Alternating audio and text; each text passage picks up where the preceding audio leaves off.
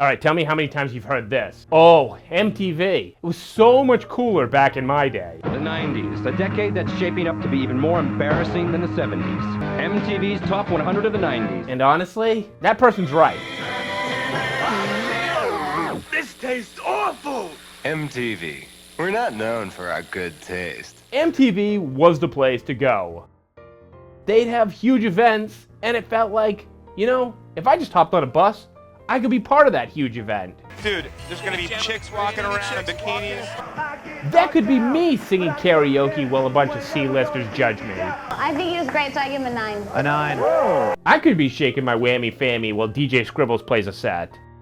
But the one thing you didn't want is for MTV to be involved in your personal business. When that happens, things can go horribly wrong, as we're about to find out. Imagine you're this couple in the year 2002, James and Lorianne Ryan, and what you want to do is settle down for the night. So you go up to your hotel room at the Hard Rock in Las Vegas, and suddenly, you find a dead body in your hotel room. Well, what James and Lorianne didn't know was they were part of a new MTV hidden prank show. And you'd think, well, they weren't part of Punk'd. Punk'd was for celebrities. I don't know what is going on. Punk'd is so you can get Justin Timberlake to cry to his mom. There's a moment where I started shaking. Yeah, they were freaking out. They're like, dude, they were like, grab me. I'm like, no, he ain't gonna do nothing. Or mildly inconvenient Zach Braff. I'm not gonna hit him. I watched you, you little. I didn't do I it. saw you with the can in your hand, you little. Well, actually, it was another prank show called Harassment. Yeah, quite an appropriate title, right? And Harassment was also ran and hosted by Ashton Kutcher. Harassment actually predates Punk'd. Several months after the suit was filed, Kutcher and MTV dropped Harassment and replaced it with Punk'd. This hotel room prank took place in January of 2002. Believing that celebrities would be a lot more cooperative, the idea for Harassment was changed to what we now know as Punk'd. The first episode of MTV's Punk'd aired on March 17, 2003. Ashton Kutcher and his crew had a list of pranks that were going to be filmed at the Hard Rock Hotel. So while filming for Harassment's pilot episode, they found themselves an unsuspecting couple. And this couple was made to believe that they stumbled upon a dead body in their hotel room. Like any normal couple, this discovery freaked them out. And instead of getting the help that they were looking for, the suit alleges that the security staff actually refused to allow them to leave that hotel room.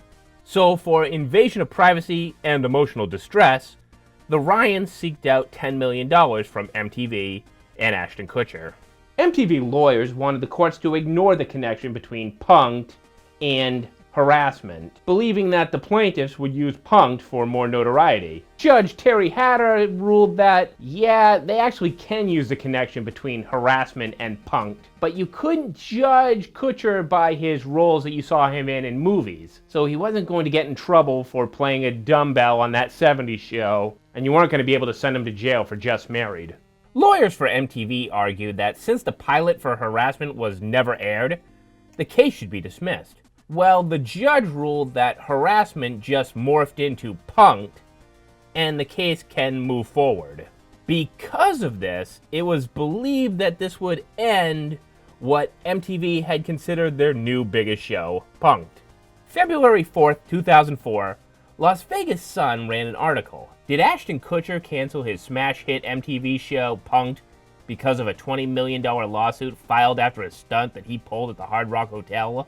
As U.S. District Judge Terry J. Hatter Jr. was reviewing the case, Kutcher made the unexpected announcement in December that Punk'd was being canceled. But that clearly wasn't the case because Ashton Kutcher would host new episodes all the way till 2007. Things could have been much worse for our married couple. The prank show that they were a part of could have been Dude, This Sucks, which honestly sounds like something that Ashton Kutcher should have been involved in with that kind of title. What happened on Dude, This Sucks? Ooh. That doesn't sound like a fun event at all. It's one thing if the band is crappy, but to actually be covered in crap? No thanks. April 6, 2001. We were having a good time until the second act of Dude, This Sucks went on. Garcia, a middle school student in Big Bear, said at a press conference to announce the lawsuit. All of a sudden, I was starting to smell something disgusting, and I started to gag. I looked around at my friends, and they were covered in something.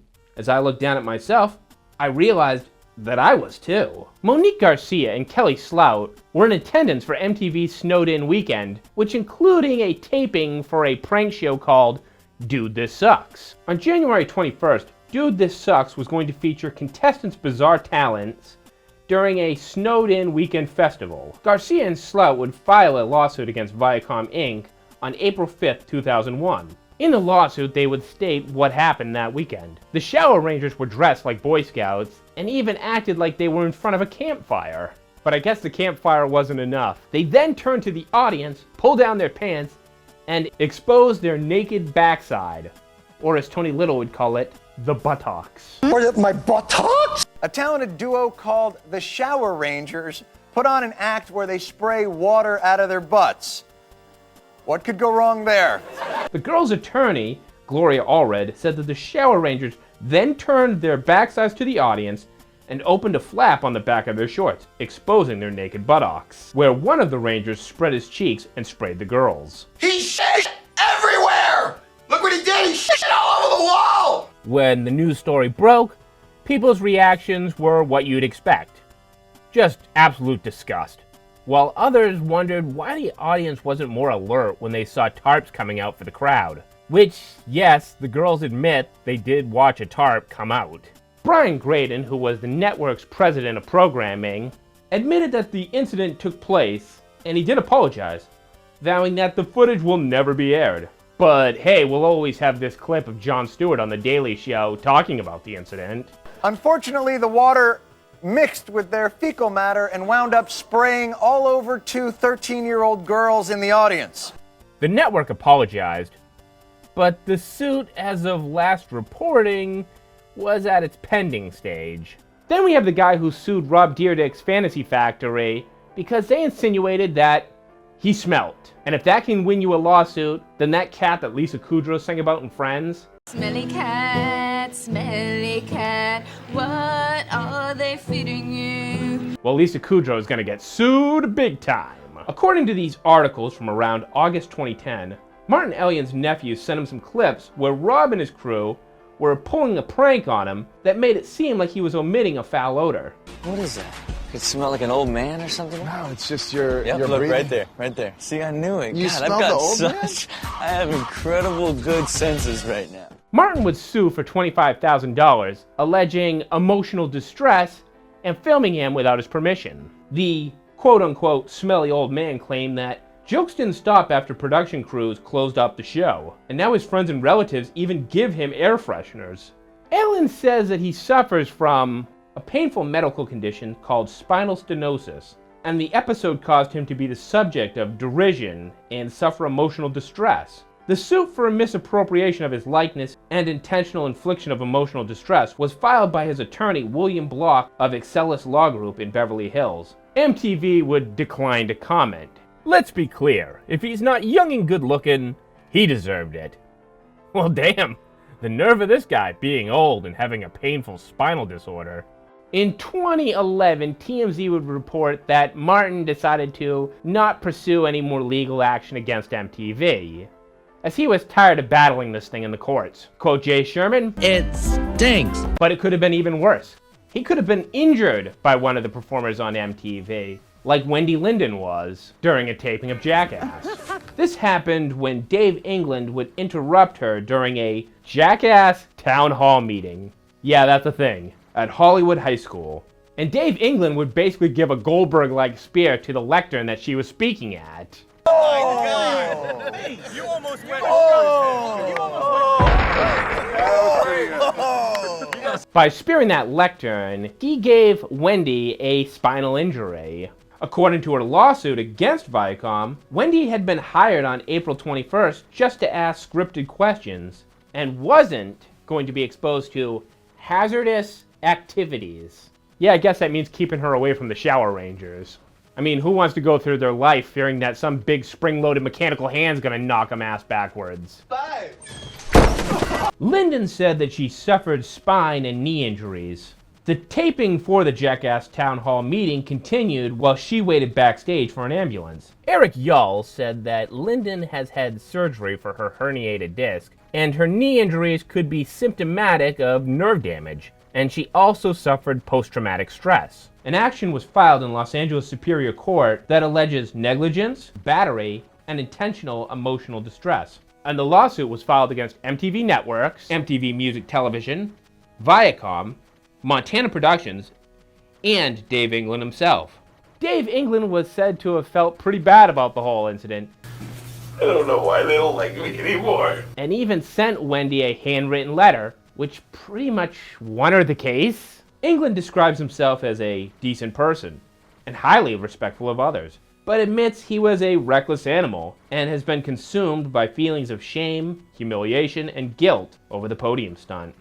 Again, like the other cases, MTV would not speak about the lawsuit to any media outlet. Maybe if Wendy wanted true justice, she would have called up Umaga, because if a Jackass member is acting unruly, Umaga can take care of it. Umaga finds nothing funny whatsoever. Oh, no! Dave England just trying to ruin the good name of Jackass.